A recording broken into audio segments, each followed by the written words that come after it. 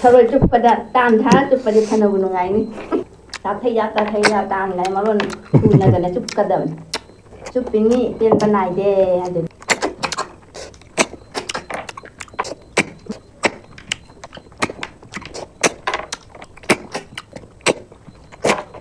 Kristo bawa sale ada Yam Kristo ba siya yam nungai da kasi Pian na ba Kristo ba ne kise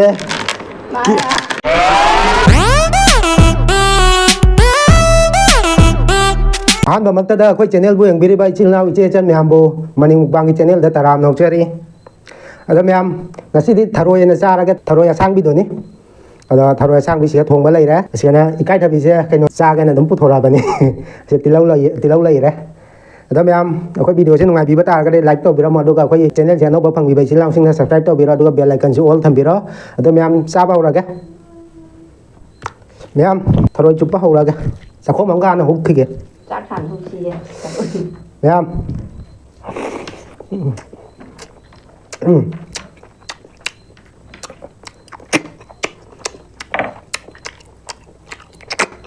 thôi thôi rồi đó đi hào là đi hào đây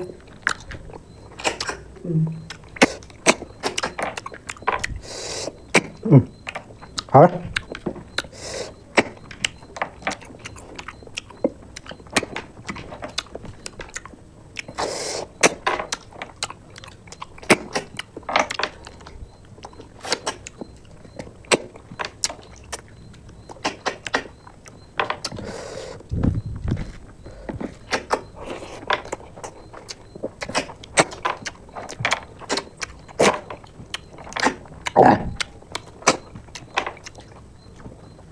thharoi chuppada tan tha chuppada phanabu nungai ni thharoi chupa phanabu nungai ye di ta thai ya tan lai maron tuna gana chupkadam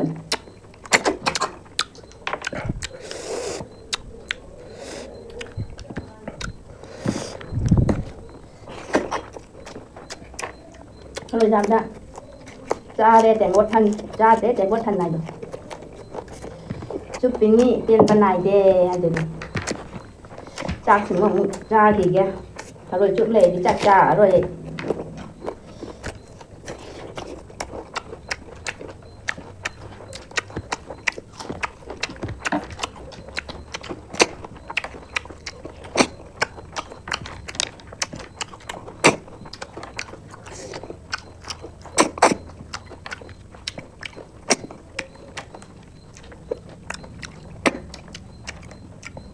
cái thì bị đau vậy pan đi con ban trầu cái đâu thế đấy ở lăng thì pan đi con là gầy không có một cha gầy thì đi lấy đấy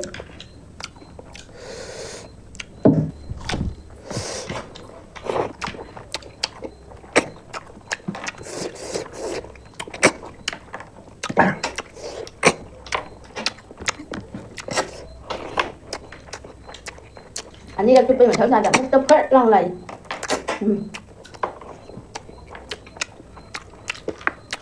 hay thharoi mani hi tak pati hay da jani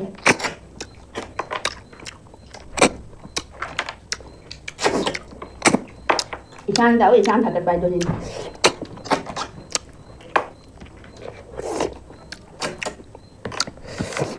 cái nào cũng mà na tharoi sang với mình cái nào cũng mà tharoi tiền mà pa mình hào đi rồi nó ra đây đi khang kịp không tiền cái đó sang của nó hào ấy hào nhưng mà khi thharoi chưa anh chú chani để lên là mình đi thharoi cái mukbang mà đi tàu rồi thay đó mình hào bu hào là mình ra kìa mà tính đã tàu lại đó mình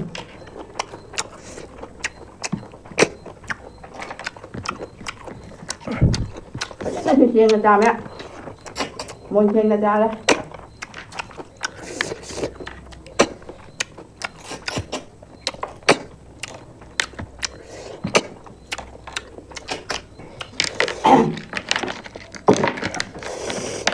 ai tharoi cho giang rồi bắt tharoi nhé tharoi gì xây mà lấy những cào khô mà cây nào tharoi gì xây mà lấy vậy nè bạn năm mai cho ta đây gần ngày xây mà lấy cào đấy cào phải đấy bọn em tum bên đây như thế này đi hai mà nó này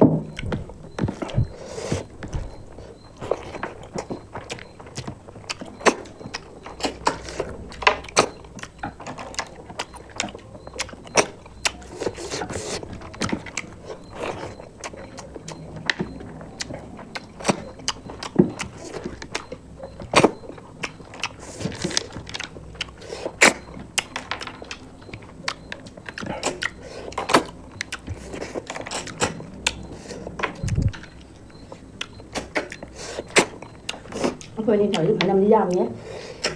trước thì chút quá rồi mà thêm không đến thôi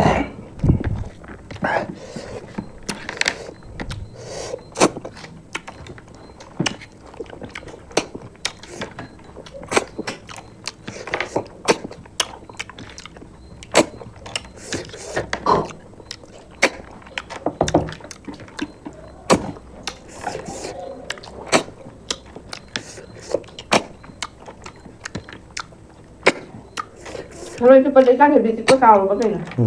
cái khả năng nhiều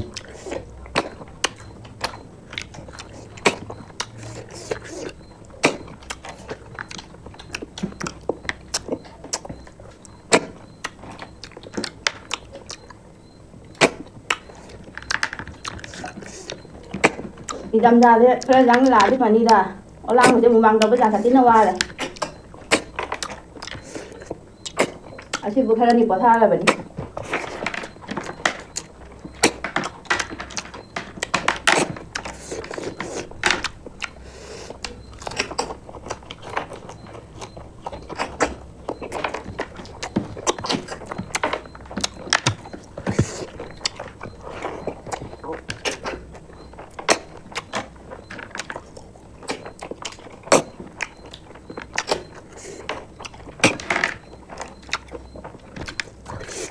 아버지 쭉 동네 짜리게 장나봐 마냥 신가 따라데 까이 무쳐 피노에 꼭락 나오고 짜리게 간간이 뭐디 짜다 버리나 거기 데이터 니 짜리게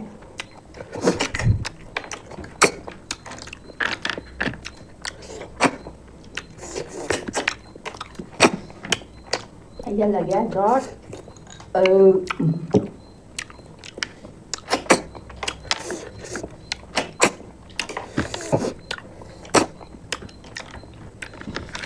mà chị thì thời chụp đầu qua rồi chị em tàng ngang gì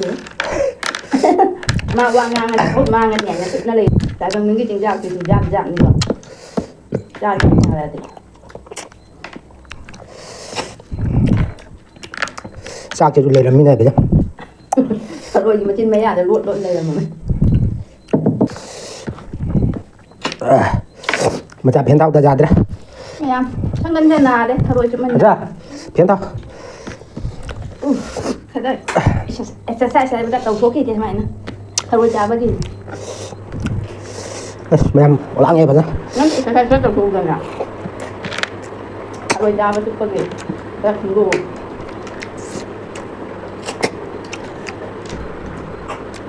phải nói xin mà ngập đập cái đi exercise nhẹ rồi exercise bán đầu exercise tụi ông có play vào trên mà được mấy chỗ trên mà được à đôi ta là tôi đây một ngàn rồi đúng rồi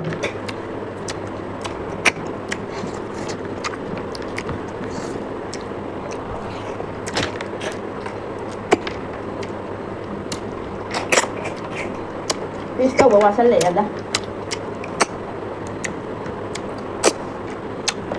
cái phải cho mình vậy mà không phải lên rồiประมาณนี้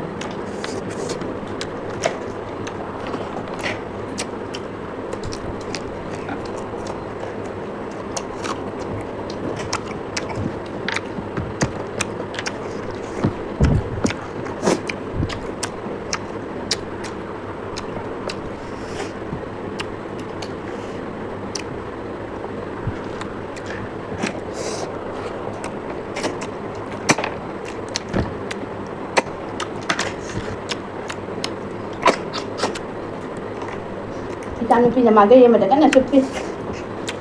rồi cũng không mất tiền liền mà không mà mà cái chụp pin ra tôi đi ra rồi à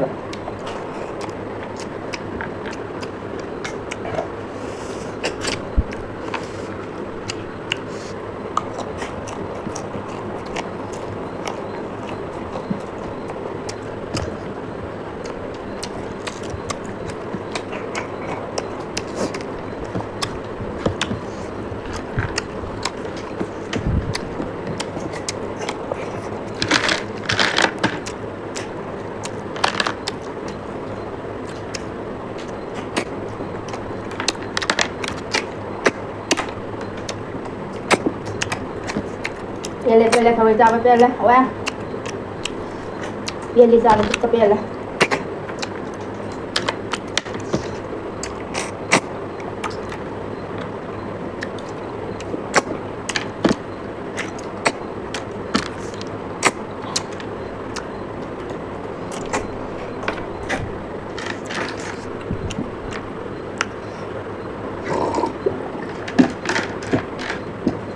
Ay di ising thagba ka kaw lên. Ini lah.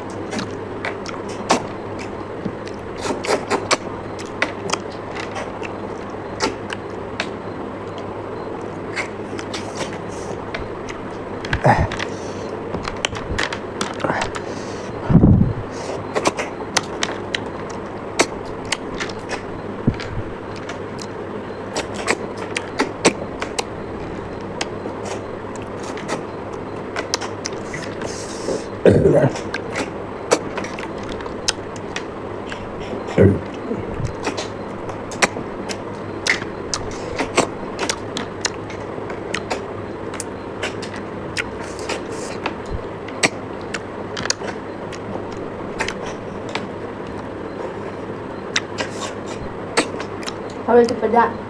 ni kapai dulu.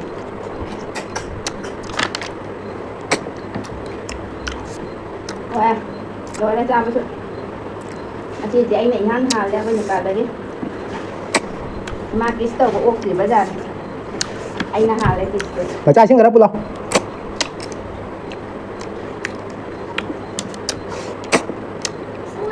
Ừ.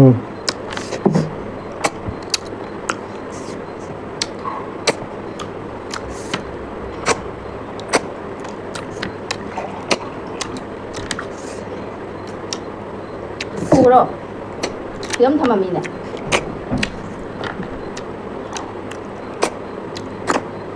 giảm nhẹ với ba cái thằng rồi xí xóa anh xí giảm mình cái xí thằng rồi mà nó cái giá gì nó xí đi cây lại nó được giá rất là tốt đấy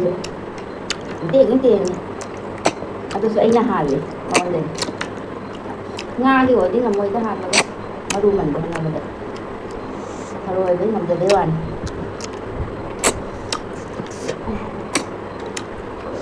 Hana lôi này em Hana lôi cho chị chút ngày sao đấy là tôi ra đây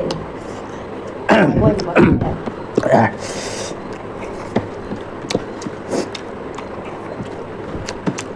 này em cái thì bị xe qua lòng thôi không tôi mình xin tiền là cái hay fan đi lo làm sao tôi tám mươi cảm ta đi không để sai được á la cái lâu rồi cái thì bị cái mà chặt tân à 80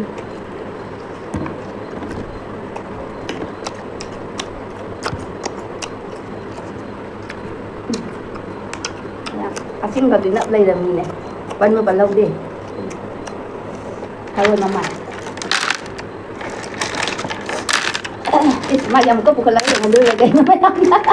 Ai bukan lawai rồi. Nang dah jangan jam lah, itu jangan je kan gue. Ya, itu apa kita jam suka je. Yang tu jangan ni apa. Masih kita tinggal malu ya, tahu ya. Awak ni ya.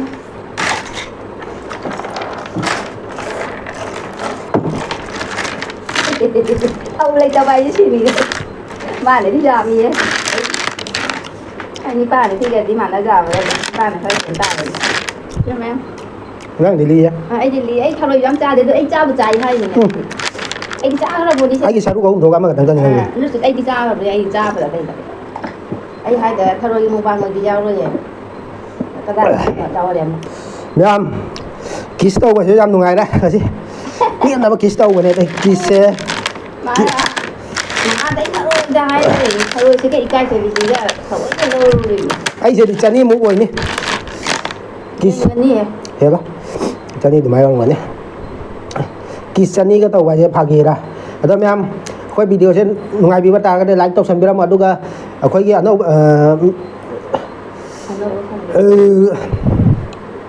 nhà mà quay video trên ngoài bị bắt ta cái like tàu xem video mà quay cái channel sẽ nó có phần bị bệnh sinh lao sinh subscribe tàu video mà bia like cái chú uống thầm bia đó nhằm ꯆꯥꯕꯁꯨ ꯂꯣꯏꯔꯕꯅꯤꯅ ꯃꯇꯥꯡꯁꯤꯗ ꯀꯥꯏꯅꯔꯁꯤ ꯕꯥꯏ ꯕꯥꯏ